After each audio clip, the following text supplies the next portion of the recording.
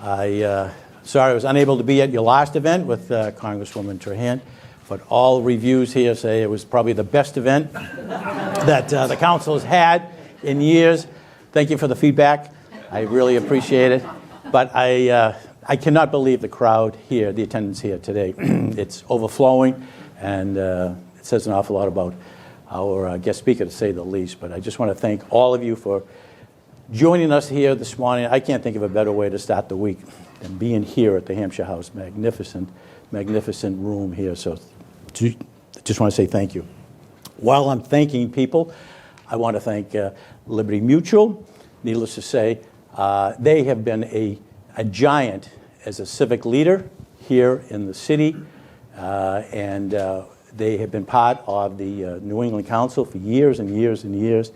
We are grateful for their support, but more importantly, we're also grateful for the individuals that they asked to serve on our board, and we've been blessed. And Ed Keneally, who is in the back, who is a longtime friend of the congressman, and he's been a longtime friend to the New England Council, Ed, and we value his friendship, his support, his counsel, and he has been just a great addition to all of us here at the New England Council. But we thank him, and again, we thank Liberty Mutual for all that they do. And I think it's important to recognize some of the giants in our community. Any civic-worthy endeavor will have that brand as a supporter, so we thank them.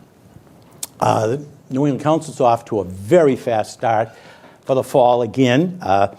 We continue to have a very, very busy calendar, and of course, 1 week from today, we will have our annual 2024 New England Council annual celebration, and we will have close to 1,700 of your dearest and closest friends from all 6 New England states there to celebrate Extraordinary New Englanders of the Year.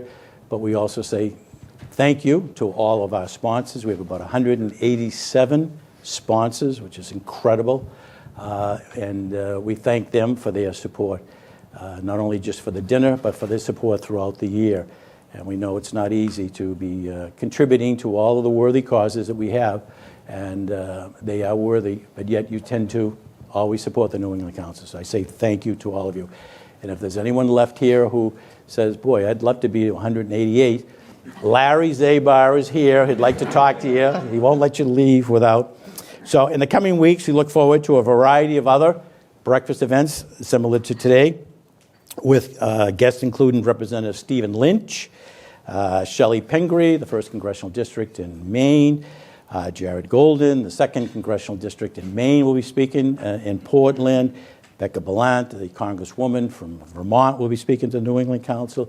Congressman Jim Himes will be speaking to the New England Council next week in Washington, D.C., as well as the senator, the junior senator from Rhode Island, Senator Sheldon Whitehouse, will be speaking to the New England Council at the end of September. As always, you can find more information on all our events at thenewenglandcouncil.com. Today, we're delighted to welcome back a rising star in New England congressional delegation, who I might add, following this event this morning, he will meet with other rising stars upstairs, and it's being run by Ashley Locken, who is in the rear, who's done a fantastic job in organizing the Rising Star group within the New England Council. I have not been invited because she's already indicated you're not rising and you're not a star. But that's okay. I'm okay. I'm okay with that. But the congressman is now in his second term, representing the 4th Congressional District here in the Commonwealth. He brings with him to Capitol Hill experience, as I mentioned, the private sector, having worked as a cybersecurity startup and at our sponsor, Liberty Mutual. On Capitol Hill, he's a member of the House Transportation Infrastructure Committee. I might add, very, very difficult to be appointed to that committee. So obviously he is extremely well respected, where he has advocated for investments that will make much needed upgrades to our region's infrastructure, while also creating jobs and addressing climate and sustainable goals. The congressman has been an incredible champion for the life sciences industry here in New England, And I know that many of you joined us earlier in the year when he delivered the keynote remarks at our New England Innovates program, focusing on innovation to treat rare diseases. At the beginning of the 118th Congress, House Democratic leader Hakeem Jeffries appointed our good friend to serve on the House Select Committee of Strategic Competition between U.S. and China. And just a few months ago, he was named the co-chair of that committee's new bipartisan fentanyl policy working group. Needless to say, an awful lot on his plate. I'm very pleased that you could join us today to update you all on the latest developments on Capitol Hill during such a very, very critical time. Please join me in giving a very warm welcome to the Honorable Jake Auchincloss. Okay.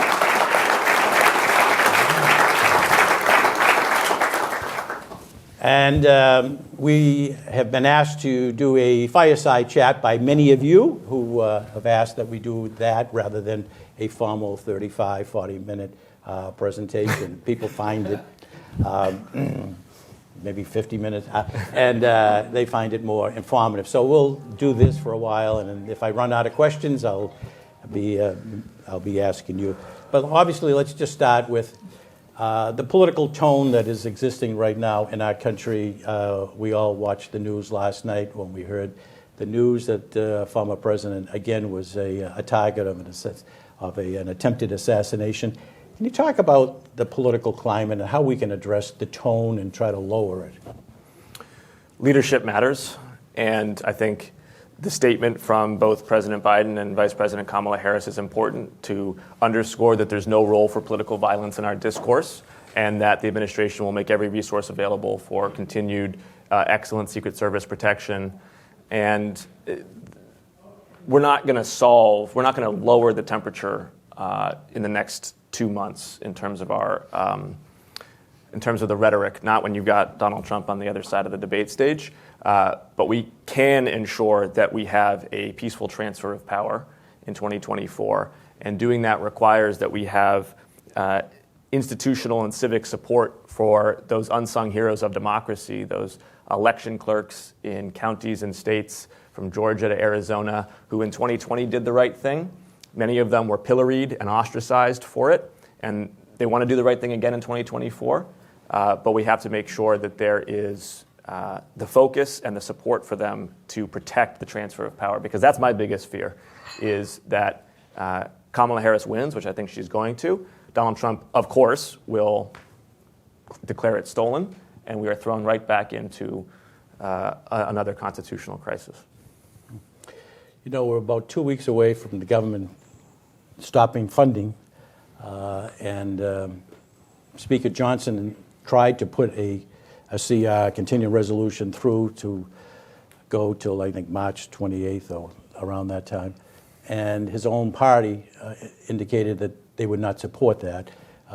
Some members of the far right said that they didn't want to continue the funding at the level it was because they thought the level was too high, and they want to cut some of the funding. But the language in that CR that he would like to do talks about language saying that no illegal immigrant can vote on a federal election. I was under the impression that we already have that law on the books, that it's illegal for anyone to vote that's not a registered a citizen of the country. Your thoughts on why that language is in there, and will it remain in there when you vote? I mean, that language is in there because we're 2 months from an election. And as you said, Jim, it's a solution to a made-up problem. Illegal immigrants do not vote in federal elections. It's illegal. And the number of instances documented of that happening are vanishingly rare. And I would further add that I am not going to sit here and take a lecture from Speaker Johnson on election integrity when he led the amicus curiae brief in fall of 2020 seeking to have the Supreme Court throw out a duly processed election. I mean, this man has zero credibility. In fact, his entire party has zero credibility on the question of free and fair elections. What they're trying to do is distract the American public from the fact that he's running around like a chicken with his head cut off, trying to fund the government. We're converging on a 3-month CR that will end in December, and we'll do a lame duck new CR likely, is my guess.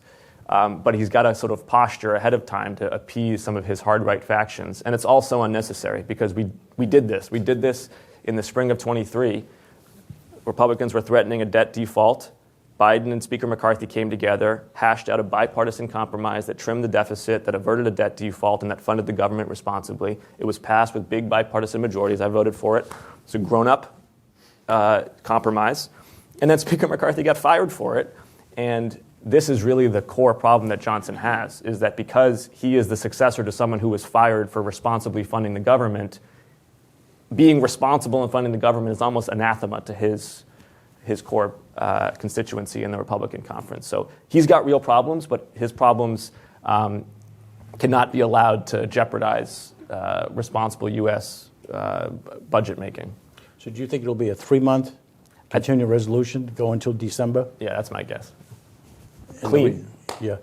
And the reason to do a 3-month versus a 6-month? A lot of folks don't like a 6-month because 6-month extension at current levels is seen as very problematic, particularly for military funding. That's not the only reason why, but that's one reason why. Also, I think there's appetite to do it in the lame duck as opposed to in a new Congress. So he's getting pushback on both sides for a 6-month. But we'll see where it shuffles out. But my hunch is 3 months clean. Mm-hmm. Okay. Just a couple of these bills that you're involved with. You're originally sponsor of the e-delivery bill that passed the House, I believe, in March of this year, directing the SEC to propose rules allowing regulatory entities to electronically deliver required documents to investors by default. This is an issue that the New England Council has been involved with because of our financial members who are very interested in it. You've been a leader in this. The bill is in the Senate. Our staff will be in Washington tonight and tomorrow, trying at least to meet with senators to urge them to support this piece of legislation. But now that it's in the United States Senate, what do you think the chances are of this passing? I don't think, probably not this Congress. So it passed out a voice vote in committee as a standalone bill. It's a popular bill. It then got appended to Speaker Johnson's much bigger, I should actually say Chairman McHenry's much bigger financial services package in March of this year. Passed the House, although it passed the House on a party line vote because it was bundled with a bunch of preemptions of state investor protection laws.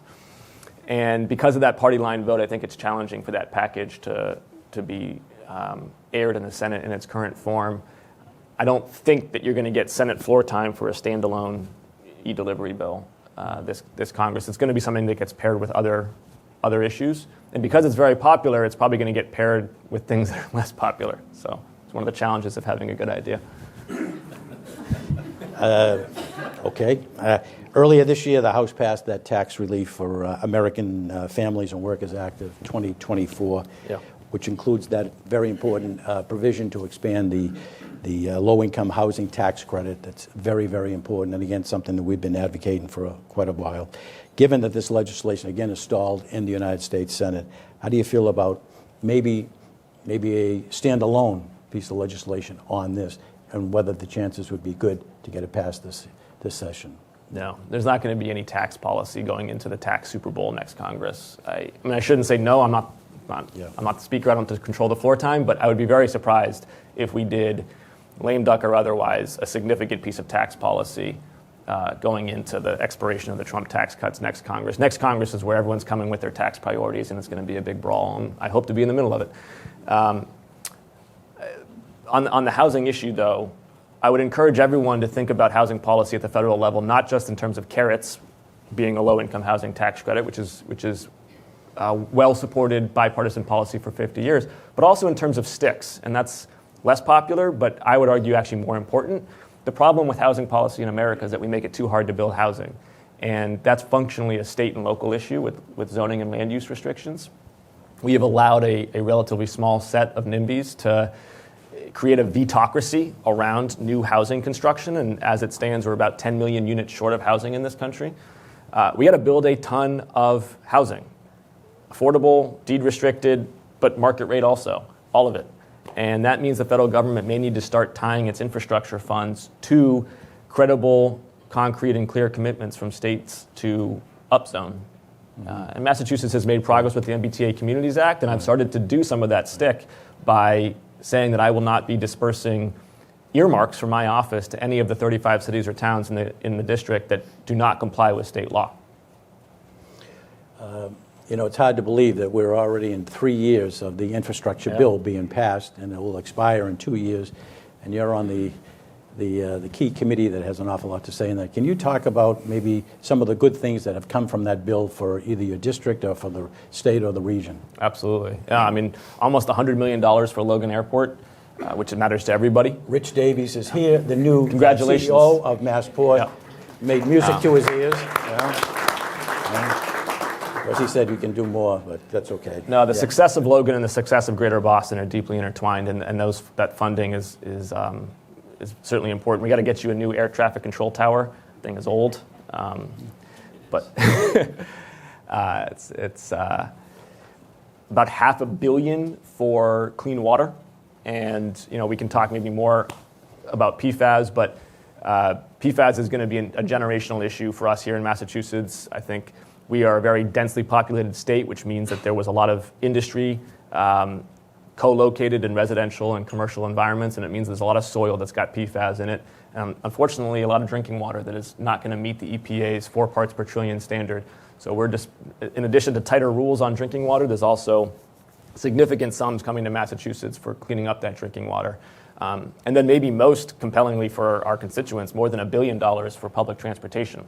The MBTA, speaking of carrots and sticks, it's got the FTA breathing down its neck in terms of meeting its safety standards, but it also has more than $1 billion that came from the federal infrastructure law to improve slow zones and other impairments. And Phil Ang, with whom I've developed a strong working relationship, is meeting the mark. He's doing a good job. He's a year into this thing. Mm-hmm. And what's so refreshing is he comes at these problems like an engineer. He scopes it. He tells you what he can and cannot do. He asks tough questions, he sharpens his pencil, and then things move forward. And that has not always been the case at the MBTA, and so it's wonderful to see it with him. Mm-hmm. As I mentioned earlier, you're a member of the United States Select Committee on Strategic Competition between the United States and the Chinese Communist Party. So we were very pleased to meet with your staff back in May and to learn more about the agenda of the committee. Can you talk about any of the wins that have come from that committee so far? The most important win is demonstrating to the Chinese Communist Party that there's bipartisan support for and sustainable bipartisan support for a coherent U.S. foreign policy regarding China.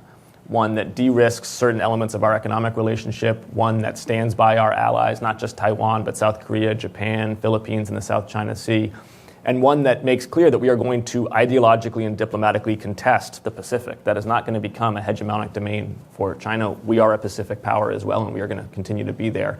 And having, at a time of great vitriol and vicissitudes in our politics, to have Congress squarely, and I mean 2/3, 3/4 of the votes on some of these issues, squarely on the same page regarding the U.S.-China relationship is very powerful, and the CCP does notice that. There's been then legislative wins. Most probably prominently has been the TikTok bill. I think that's an important bill. Requires the divestment of TikTok. It has to be U.S.-owned for the very simple reason that we need to regulate the social media companies, all of them, not just TikTok, Meta, Discord, Reddit, Twitter, Twitch, Snap, all of them. But we can't regulate them if they don't respond to U.S. law. Mm-hmm. And we're not going to allow 170 million Americans to get the majority of their information and entertainment from a platform whose algorithm is controlled by Xi Jinping. That's just bad foreign policy. So we've done step one, force the divestment. Step two, though, is we've got to enact some very strong social media regulations. Most importantly, and this is a bill that I have put forward, bipartisan, would be to puncture the Section 230 immunity shield that makes these platforms not liable for defamation, cyber harassment, and intimate privacy violations that they amplify. This is not a free speech issue. We have the First Amendment. It's protected. This is a question of, can these platforms be held accountable for speech that has already been determined to be a tort? So speech that is already determined to be illegal. If you're sending explicit images to an underage woman, if you are creating deepfake pornography, of somebody without their consent. That's illegal. That's not a First Amendment issue. That's illegal. And these platforms have no liability for it whatsoever. They don't care. And my bipartisan legislation would force them to care, TikTok included, now that it's subject to U.S. law. So that's been a win for the committee as well. We had a China week last week. It was a big missed opportunity. Speaker Johnson put forward a bunch of partisan headline bills that have no substance to them. Huge wasted opportunity because we could have done real work as it comes to outcompeting China. Investments in our own science and education, taking on the fentanyl issue, and we've got some bills that my working group is putting together. And he didn't do it. He was just trying to give citations to his frontliners.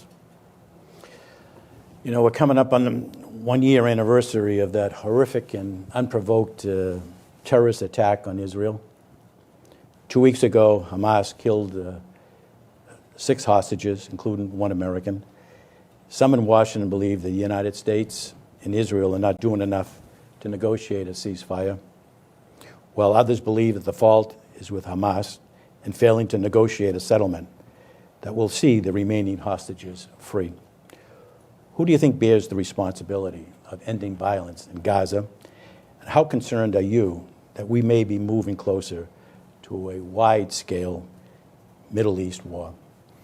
It's not a both sides issue. The organization that bears responsibility is Hamas, an internationally recognized terrorist organization that murdered, tortured, abducted, raped innocent civilians, took 6 of those young hostages, had them film videos to their family members, and then shot them execution style while rescue is imminent.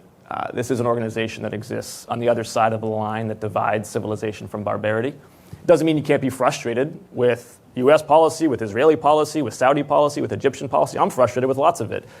But we are all speaking within a set of norms and conventions that recognize at its core the sanctity of human life. And on the other side of this is an organization that simply does not. So while I am frustrated, and I've voiced my frustrations, particularly with Prime Minister Netanyahu's inability to not just articulate, but to execute a governance strategy in Gaza, one that actually marginalizes Hamas by putting forward a positive agenda of infrastructure and security and education and redevelopment. I also recognize that, who are we asking him to call? What's the phone number that everyone wants Prime Minister to dial up? Is it Yahya Sinwar, who is clearly a nihilist with no agenda whatsoever? Forget about for the Israelis, but even for the Palestinian people. So it's an impossible situation, and President Biden, I think, has walked the tightrope as best as he can do, which is to say he's ignored calls from the far right that would lead to hawkish escalation and potentially a regional conflagration. But he's also ignored calls from the hard left that have basically said, don't let Israel defend itself and leave those hostages underground. I think he's done as good of a job as you can ask. Russia continues to wage a war on the people of Ukraine, attacking not just military personnel, but civilians and civilian infrastructure as well. How strong is the support for the people of Ukraine in the halls of the United States Congress? And what more do you believe the U.S. government can do to help put an end to the war?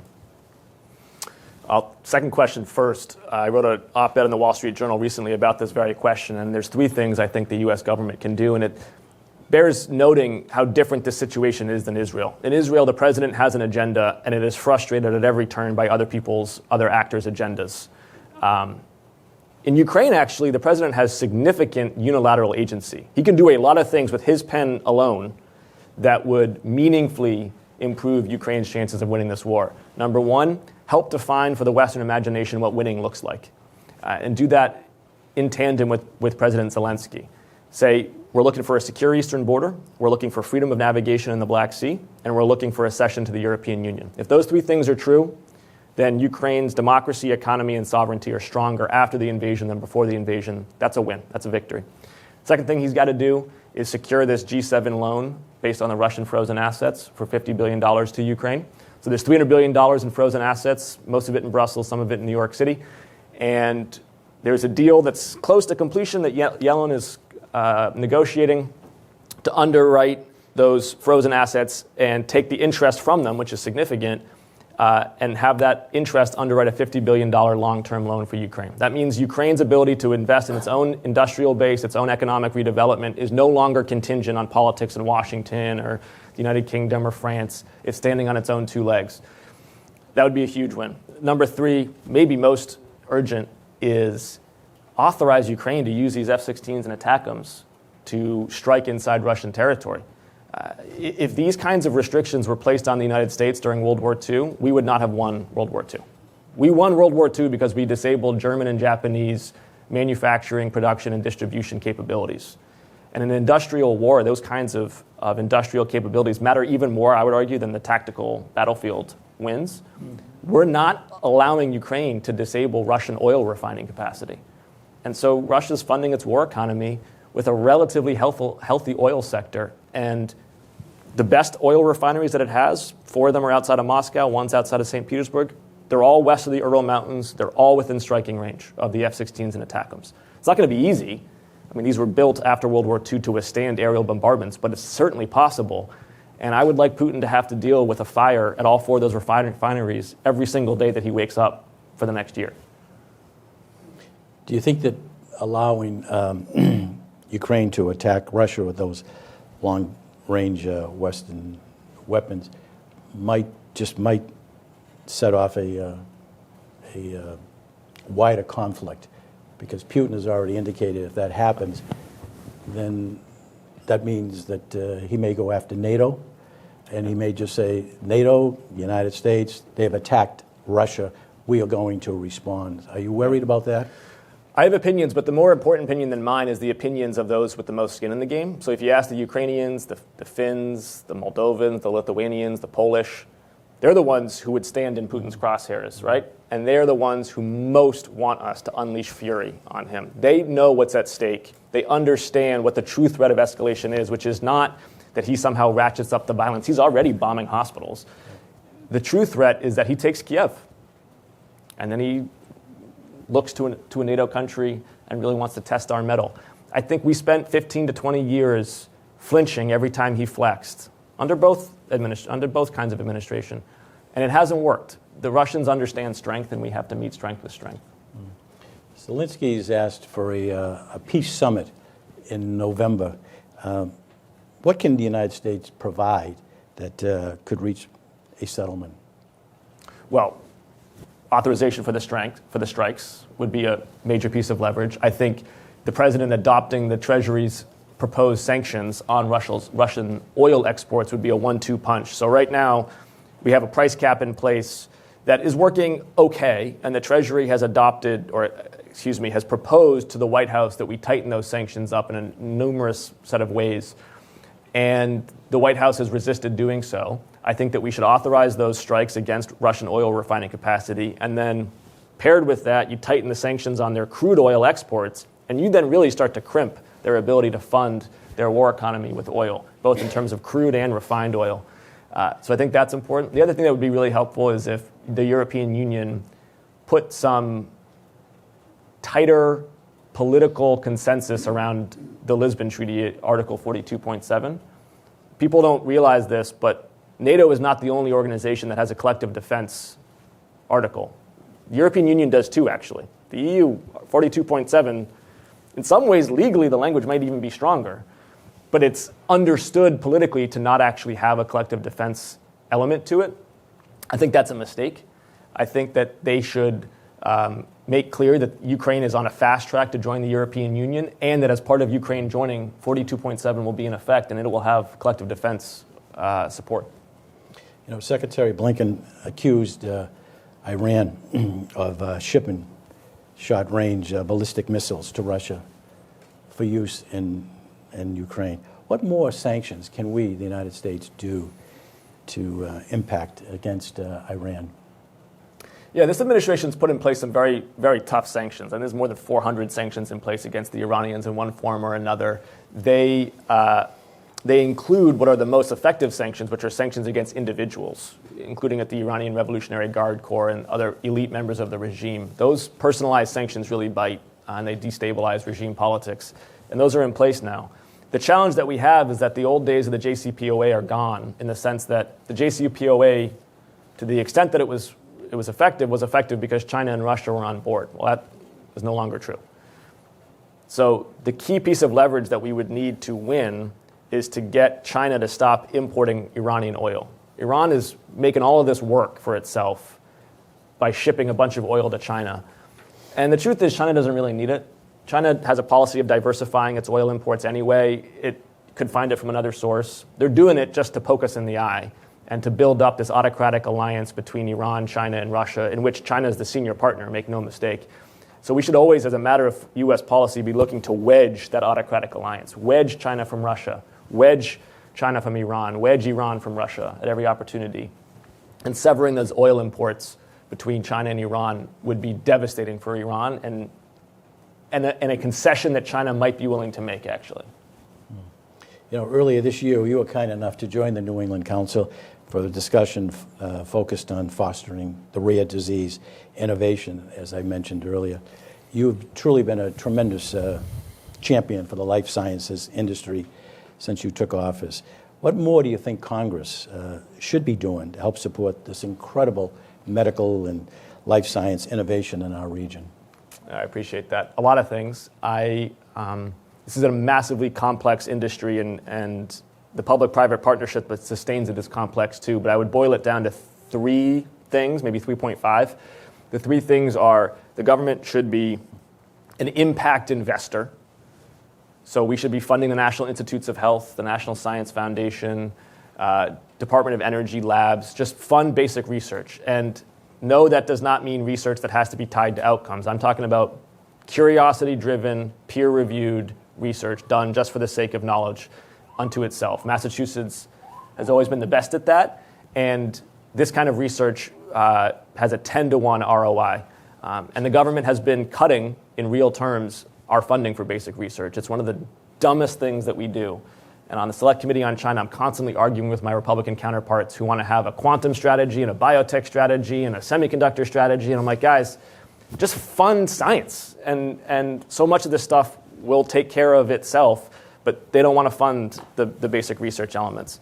So number 1, be an impact investor. Number 2, be a smart regulator. This industry, the life sciences broadly, wants highly competent, highly engaged regulators. This is not an industry that's trying to evade regulation. This is an industry that wants a partner in its regulators. We now are looking to update the coordinated framework for the regulation of biotechnology, which is sort of like the interagency manual the federal government uses to think about biotech products, particularly ones that are cross-cutting. So you got to get approved by the FDA, but maybe by the EPA, but maybe by USDA also. Those kind of things can really impair commercialization. The National Security Commission on Emerging Biotech is putting forward some thoughts on how to update that coordinated framework. It was last updated in 2017, so it's relatively recent, but science is moving fast. I think we got to look at that. That can be bipartisan. And then the third thing is we should be a good customer, which sounds basic, but Medicare buys a lot of things, a lot of biotech products. The EPA buys, or not the EPA, excuse me, the federal government buys a lot of bio-preferred products, meaning products that are manufactured biologically. We're not a very reliable customer always. We send demand signals that can be sketchy. And for an industry that has 10 to 15 years of capital investments and lead time to get a product to market, it really needs to have confidence in the demand signals that are being projected forward.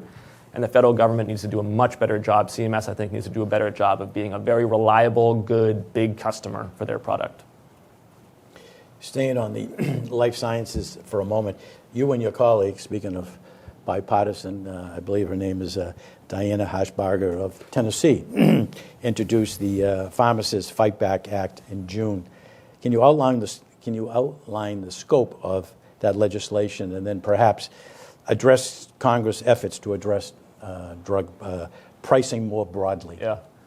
This is why I love Congress sometimes, is me and Ms. Harshbarger, I would say, do not align on a lot of things. But she's a pharmacist by training, and she saw the same problem that I saw in my work in biotech and on behalf of patients, which is that you've got the middlemen of drug pricing who have been just price gouging for the last 25 years. So you got pharmaceutical manufacturers, they research and then manufacture the drugs. You got the pharmacists, they dispense the drugs. And then right in the middle between them, you've got three big pharmacy benefit managers who negotiate with the manufacturers and then reimburse the pharmacists. These pharmacy benefit managers are now owned by three massive health insurance companies. They're vertically integrated: CVS Caremark, Cigna Express Scripts, and United Health Group. And they're in the middle of what's already a very complex and opaque supply chain. They've been shielded from public scrutiny. They've gotten very comfy over the last quarter century, and they have gotten greedy. And they've taken $300 billion annually out of the U.S. healthcare system. And I am not sure for the life of me what they are putting back into it. They're not doing any science, let's be very clear. They're not researching anything. They're not talking to a single patient and dispensing drugs and being a medical provider. They're just kind of there in the middle. And we are going to puncture the opacity and prevent the price gouging that is bankrupting one independent pharmacist every single day in this country, and that is also raising copays significantly on patients. We've uncovered multiple sclerosis drug with a 48,000% markup. It's a $16 drug being charged more than $7,000. We've uncovered leukemia drug, more than a 10,000% markup. I can keep going. I mean, it's astounding. And we brought them to Congress, these three CEOs, tried to hold them to account. But then, one of them, the Cigna Express Scripts CEO, after leaving the halls of Congress, goes to his investors on a shareholder call and brags about the fact that Congress won't be able to touch them and profits have never been better. So these Fortune 20 companies need to get their ticket punched. If the leaves are any indication, we're officially approaching fall. With that in mind, many New Englanders will feel a brief reprieve from home heating and cooling bills. That being said, it won't be long until thermostats are adjusted. Ratepayers are looking at high energy costs throughout our region. Can you share how you and your colleagues in Congress are approaching the high cost of energy throughout New England? Yes. In the near term, the low-income housing energy program is the most important one. And Jim, will you allow me let me add an addendum on the pharmacy benefit managers, so my blood is up now. Because I'm in a room full of employers, so I would be remiss in not making this directly relevant to you. As part of the 2021 budget, Congress passed a law that made employers fiduciaries to their employees on the quality of the health benefits. Now, you should talk to the lawyers at your company for the exact language, but basically it's kind of like your problem now. And the reason I say that is we're already seeing the lawsuits. Johnson & Johnson's been sued, Wells Fargo has been sued, and these lawsuits are embarrassing for these employers because what they're showing is that multiple sclerosis drug I'm talking about, they're showing dozens of examples of this, where the employees are paying through very high inflated premiums. The specific patient who's an employee is paying high out-of-pocket costs, and all of this is going to the benefit of a pharmacy benefit manager who is not acting as a fiduciary to the employer, and the employer was not acting as a fiduciary to the employees. And the employer is the one that has been labeled as the fiduciary now, as the one whose problem this is. So this is a question to be asking your HR manager, your benefits manager, is let me see these PBM contracts. And the PBMs will not want to show you the contracts, and they will insist on ridiculous terms of opacity in these contracts about not sharing true prices and blah, blah, blah, blah, blah. You don't have to deal with that. These big three incumbents, they're not the only game in town. There's a whole new breed of startup PBMs that charge a single flat rate, per member per month, flat rate kind of fee that's not predicated on the price or volume of drugs. Please explore these, because these incumbents ultimately, what they're really going to respond to, as in most things in the economy, is competition. And we have got to enforce competition, and that hinge of competition happens when employers start asking really tough questions of their PBMs. Just on a similar note on energy, what role can Congress play to help incentivize and expedite the renewable energy projects throughout the New England region? Well, the Inflation Reduction Act, a year old now, biggest, boldest climate action, clean energy investment in history, $370 billion in tax credits. We then paired that with, and this was underappreciated, but I think significantly important, we paired that with the ADVANCE Act, which streamlined regulation for nuclear power. And nuclear power is 100% part of the solution for how we get to a 100% clean energy economy. And what we did is we said the Nuclear Regulatory Agency has to not just think about what can go wrong, but how do they make things go right also when it comes to permitting, which I'm excited about. So we've done some of the supply side investments. We've also done some of the regulatory reforms. We've got more regulatory reforms to make. And then here in Massachusetts, it's offshore wind is a big element of this. Obviously, the state just approved contracts that'll power about 1.5 million homes. About 20% of Massachusetts' electricity demand, if these are built out fully and these 3 wind farms, will be provided by offshore wind. And we have a lot more latent supply as well that can come online. So we can see a situation in the Commonwealth in the next 15 years where you got a huge amount coming, sustainable, reliable, affordable from offshore wind. And then we build this Hydro-Quebec transmission line, finally, after 15 years, build it coming through Maine to connect Hydro-Quebec in Canada to Massachusetts. And all of a sudden, we're no longer an energy island, which we have been. I mean, we've been importing liquefied natural gas from Trinidad and Tobago here in Massachusetts. It's a real challenge. We're very, very vulnerable to swings in energy prices internationally. All of a sudden, we can have our own reliable, clean energy supply that will provide a very strong base rate to complement with solar or nuclear or other elements. My last 2 questions is political, and one is Congress. You are in the minority, but if you pick up 3-4 seats, you could be in the majority, providing you keep all your own seats. Your thoughts on how it looks right now, and you recapturing the House? It looks good. Looks a lot better now than it did a few months ago. I'm told by the frontliners that the dynamics have changed with Harris at the top of the ticket. And I'm trying to do my part, my leadership pack, Beyond Thoughts and Prayers, to date that I've been in office has done almost $1 million to House Democrats who are fighting on the front lines. And it's dedicated to a gun violence prevention majority in Congress, which just so happens to look like a pro-choice majority in Congress and a pro-democracy majority in Congress and a majority that takes climate change seriously. So that's been my role, is empowering some of our great members on the front lines. Everybody watch Pennsylvania. Those three House members in Pennsylvania have coattails for the top of the ticket because they're all candidates that outperform the top of the ticket, and that's the most important state. In New York and California are also target areas for pickup? For sure. I mean, ironically, in 22, it was New York and California that cost us the majority. And there's theories about why voters in reliably blue states maybe are less motivated by abortion because it's protected at the state level, et cetera. We really got to not let that happen again. And New York, I think in particular, we probably need to win 3 out of those 4. That's right. And then finally, on the presidential, you're a big supporter of the vice president. She always refers to herself as the underdog. What more does she need to do to get over the goal line in November? Yeah. I think it's 2 things. I mean, the first was, I believe, accomplished at the debate, which was to define herself in the public imagination as someone who's ready to be commander-in-chief on day one, in contrast to a guy who just melted down immediately. I mean, did you see her? She got a tough question about immigration, and she goes, I'll answer that, but I just want to, have you noticed how small and boring his rallies are? And it's like anybody who's ever spent 17 seconds in politics would be like, oh, she's baiting him to get off track on an issue that he's strong on or is strong in the voters' imagination on. And he took the bait. I mean, the guy is you could see his own staff being like, oh my God, please don't do this. And he spends 90 seconds on some weird diatribe about his rallies. It's just it's so pathetic. And I think that is embedded in the American consciousness now. I think 70 million people watched that and saw somebody who was in command versus somebody who was out of control. The next step is sharper policies. People say voters don't care about policies. I just don't believe that. I don't think that's true. I actually think voters are very hungry for clear policies, particularly about economic stewardship. And so I want to see, let's talk more about housing. You're going to build 3 million units, drive that home, talk about energy and on all of the above policy, talk about healthcare. Obviously, I'd be a big fan of PBM reform, but also,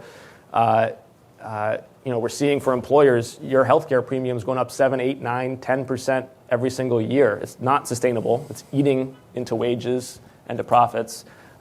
We need to have a more coherent strategy about getting hospital prices under control in this country, in addition to drug prices. So there's a lot of work to be done, I think, to more clearly imprint her policy footprint on the American electorate. Mm-hmm. Do you think there'll be a third debate? No, I don't think so. Okay. Well, this discussion is over. I just want to thank the congressman for being here, and as you could tell, I gave no questions to his staff in advance, and you could tell how well-versed he is in all the subjects. He's a serious, thoughtful legislator. He may be a rising star, but I think you're going to hear an awful lot about him in the future. But we're blessed to have him part of the New England congressional delegation. And as I indicated, these positions that he's been appointed to by Hakeem Jeffries and his colleagues just tells you what they think of him. They don't just give these assignments out because they know that the assignments are going to be really worked on very, very hard by our friend, the congressman here. So we're grateful that he took time out of his busy schedule, time for a couple of photos with the congressman, then he's going to go upstairs to meet with the rising stars. But I hope you all enjoyed the conversation. I think we touched on it, just about all the different issues: healthcare, energy, housing, and financial, and obviously Russia, Ukraine, and Israel. I think it was very informative, and we want to thank all of you for being here today. Look forward to seeing you in the future. New England Council.